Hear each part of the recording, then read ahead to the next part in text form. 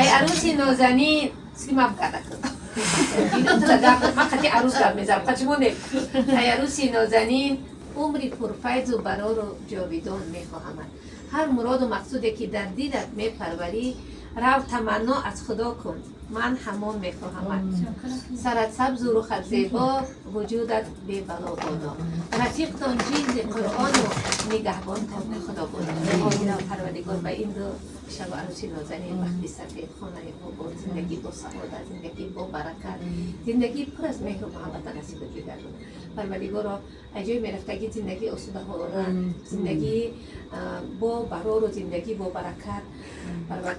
پروردگار که نیچکی بر پای قدم شوید بریز کنید شوید بر فیض و برکت شوید لبخندان باشی و گپگردان هرگز نباشی گپای خانه شو تا به خانه اوچتا هرگز نیاری ای خانه اوچتا هرگز به خانه شو تا نبری پروردگار هر دوتونه دو جفتی مناسبه در نکاح دارید در زندگیتون فیض و برکت بوده سرتون دولت بیره جنابا خداوند همیشه خوشبخت باشه و پروردگار به این دو نوجوان سری سالشون نکدان فرزندای سالم و صالح قاری و قاری بچه قاری و قاری دخترکار نصیبشون بگردونن و عمر دراز و برزق فراخ با سری سال ده اوچت گوبره بره با بریم با گوبره بندان ده با بچه هاتون رو تبریک کنیم اللهم صلی علی محمد و علی آل محمد و بارک و سلم علیهم برایت بخت میخواهم که خوشبختی جهان باشی برایت تخت میخواهم که شاهی آشسان باشی و بخت و تخت باشید همیشه و قرآن آشنا باشید همیشه